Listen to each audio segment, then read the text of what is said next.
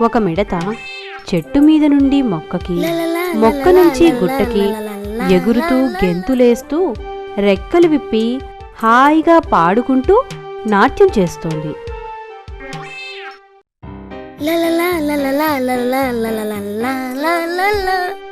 ఒక చీమ మొక్కజొన్న గింజని అతి కష్టం మీద దొర్లించుకుంటూ రావడం చూసింది. ఏ చీమా, ఏమిటా అవస్థ? ఎందుకలా శ్రమపడుతూ ఆ గింజని దొల్లిస్తూ పాటలు పడుతున్నావు? నాలాగా పాట పాడుతూ హాయిగా ఆడుకుందాంరా.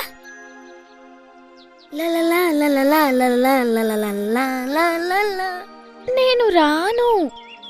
నీలాగా పాడుతూ నాట్యం చేయడానికి నాకు వీలు కాదు. ఏమైంది నీకు?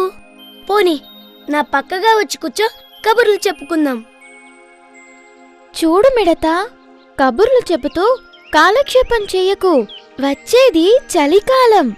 మనకి తినడానికి ఆహారం దొరకదు. అందుకని ఇప్పుడే జాగ్రత్త చేస్తున్నాను.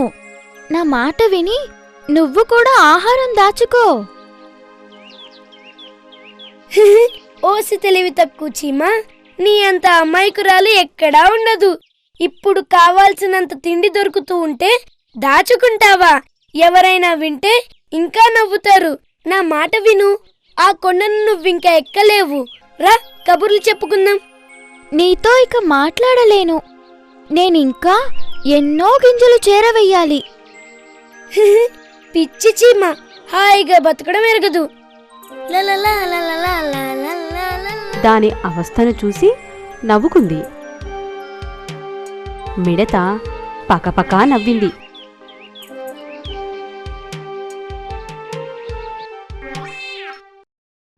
మిడత పాడుకుంటూ ఎగురుతోంది.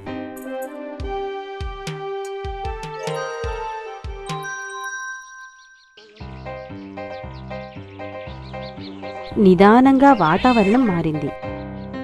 చెట్లు ఆకులు రాల్చాయి. చిరుగాలులు వీస్తున్నాయి. మంచు పడుతోంది.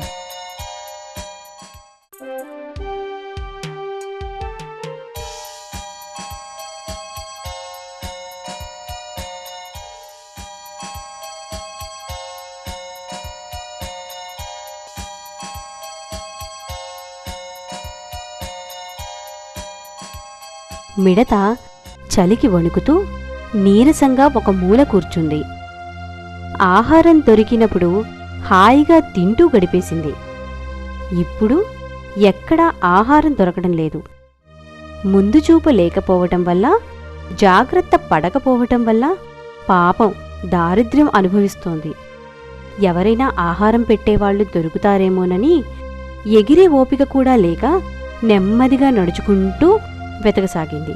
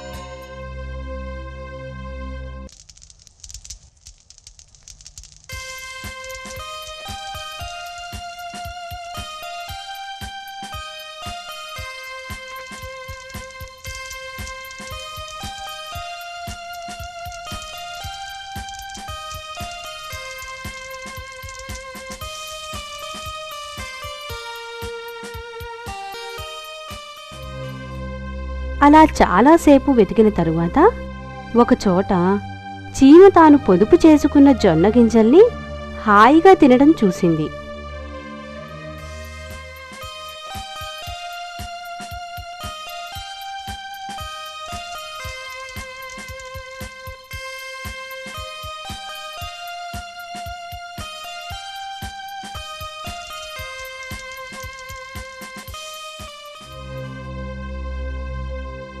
నాకు ఆకలిగా ఉంది. తినడానికి ఎక్కడ ఏమీ దొరకడం లేదు. కాస్త జొన్న పొడి పెట్టవా నేస్తం? ఏం మిడతా? ఆ రోజు నన్ను చూసి నవ్వావే, ఇప్పుడేమైంది?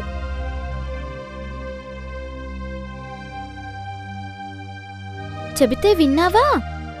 దేనికైనా ముందు జాగ్రత్త కావాలి.